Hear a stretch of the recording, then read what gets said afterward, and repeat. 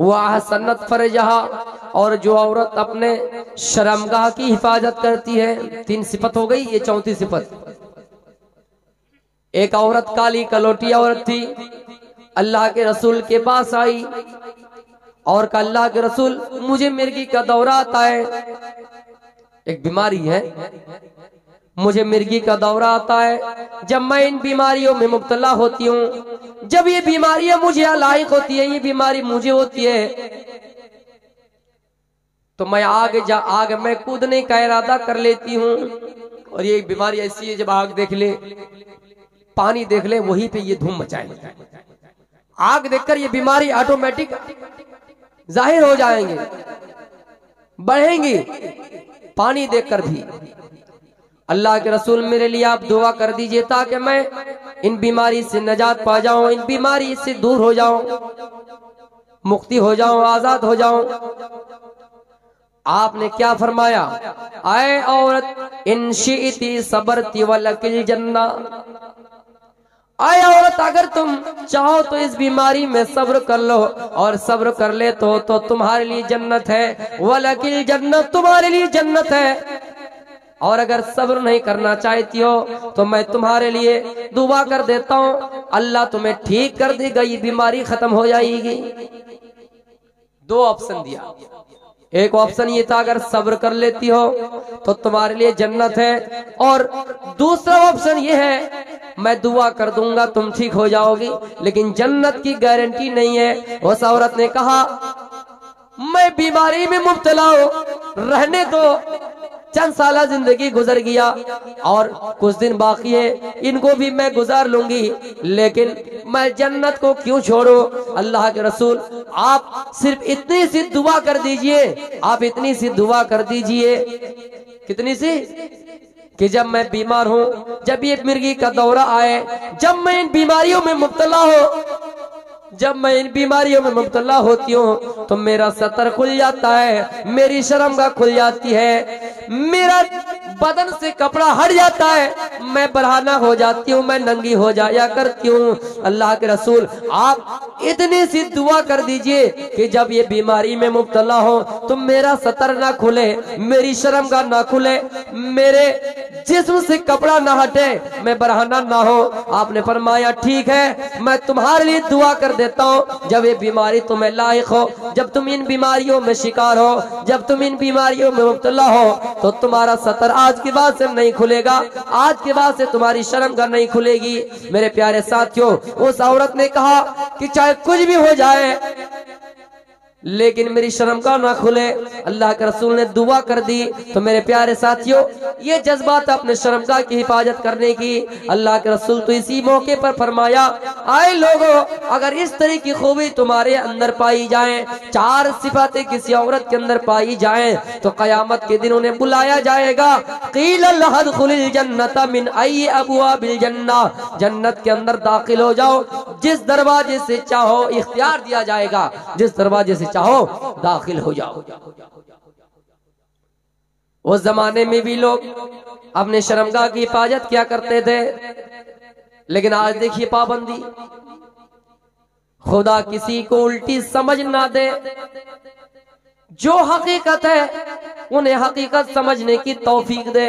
मेरे प्यारे साथियों, आवाज आएगी पाबंदी, बुर्का पर, निकाब पर पाबंदी, लेकिन अल्लाह ने ऐसा माहौल से इंसान को गुजार दिया, अल्लाह ने इंसान को ऐसे माहौल से गुजारा कि इंसान नकाब पहनने पर मजबूर हो गए, इंसान हया करने पर मजबूर हो गए।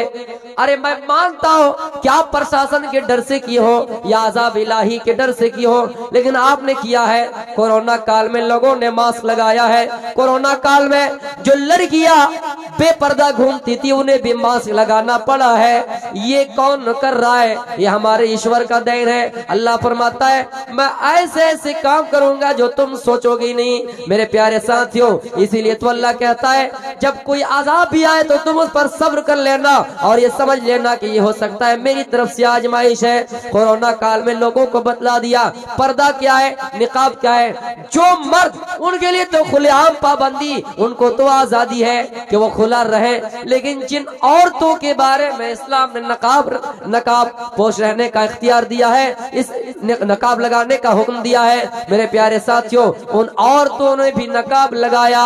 जो खुली रहती थी उन औरतों ने भी, मेरे प्यारे साथियों, ये कुदरत का देन है, ये अल्लाह का करिश्मा है। अल्लाह कहता है मेरा हर काम हिकमत से भरा हुआ होता है, हर काम में अल्लाह की मसलियत होती है। कोरोना काल ने लोगों को बतला दिया कि पर्दा क्या चीज है, मास्क क्या चीज है। आप आईफोन खरीदेंगे, आप आईफोन खरीदेंगे लाख रुपया 1.5 लाख रुपया की, अगर उसमें कवर ना हो, उसमें अगर सुरक्षा के लिए कोई चीज ना हो, वो आपकी मोबाइल की कोई अहमियत नहीं है। वो मोबाइल गिरकर टूट भी सकता है, इसलिए पर्दा बहुत जरूरी है। हजरत उस्मान रज़ियल्लाहु ताला अन्हु एक ऐसे सहाबी थे जिनका लक़ब ज़ुन्नूरैन कहा गया है। ये मर्द तो ही है, आप जानते हैं सहाबी है, खलीफा सूम है, लेकिन अल्लाह ने उस्मान के अंदर इतनी हया रखी, इतने उस्मान के अंदर शर्म चीज उनके अंदर रखी, और इसीलिए तो कहा है इन्नल हया मिनल ईमान, हया ईमान में से है। कहीं पर ये कहा अल हया शुअबतुम मिनल ईमान, हया ईमान का जुज है। एक मर्तबा हुजरा आयशा में अल्लाह के रसूल लेटे हुए हैं, आपकी पिंडली मुबारक से कपड़ा हट गया है, इजाजत मांगी, अबू बकर सिद्दीक रज़ियल्लाहु ताला अन्हु आए, इजाजत मांगी, आपने इजाजत दे दी। ओ अबू बकर सिद्दीक रज़ियल्लाहु ताला अन्हु, आपको इजाजत है, आपको परमिशन है, आप आइए। आए अबू बकर सिद्दीक रज़ियल्लाहु ताला अन्हु तशरीफ लाए, लेकिन आपकी पिंडली से कपड़ा अभी भी हटा हुआ है। उमर फारूक रज़ियल्लाहु ताला अन्हु आए, अर्ज की अल्लाह के रसूल आने की इजाजत दीजिए, आने की इजाजत दीजिए। आपने इजाजत दे दी, अभी भी पिंडली मुबारक से कपड़ा हटा हुआ है। किनका? अल्लाह के रसूल का। लेकिन जब उस्मान आए तो अल्लाह के रसूल ने कहा अरे उस्मान आइए, लेकिन आने से पहले आपने पिंडली मुबारक को ढांप दिया। जब मजलिस खत्म हुई, सभा खत्म हुई, सम्मेलन खत्म हुआ, आयशा रज़ियल्लाहु ताला अन्हा ने अल्लाह के रसूल से पूछा आय अल्लाह के रसूल क्या बात है? हजरत अबू बकर सिद्दीक आए, आपने पिंडली मुबारक को नहीं ढांपा। उमर जैसे साहबी रज़ियल्लाहु ताला अन्हु आए, आपने पिंडली मुबारक को नहीं ढांपा।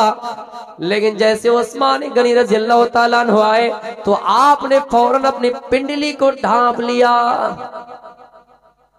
अल्लाह के नबी ने कहा आय आयशा, जिस उस्मान को देखकर फरिश्ते भी हया करते हैं, जिस उस्मान की हया को देखकर फरिश्ते भी हया करते हैं, फरिश्ते भी शर्म महसूस करते हैं, तो मैं उस उस्मान की हया से क्यों ना शर्म करूं, मैं क्यों ना पर्दा करूं, क्यों ना मैं अपनी पिंडली को ढांप लूं। जिस उस्मान की हया से फरिश्ते भी हया करते हैं। तो मेरे प्यारे साथियों, जिनको अल्लाह ने उल्टी खोपड़ी दी, यानी जिन्होंने अपनी खोपड़ी को उल्टी बना लिया, जिनके दिमाग में गोबर डाल दिया गया, वो कहते हैं कि पर्दा क्या चीज होती है, पर्दे में रहने से तरक्की नहीं होगी।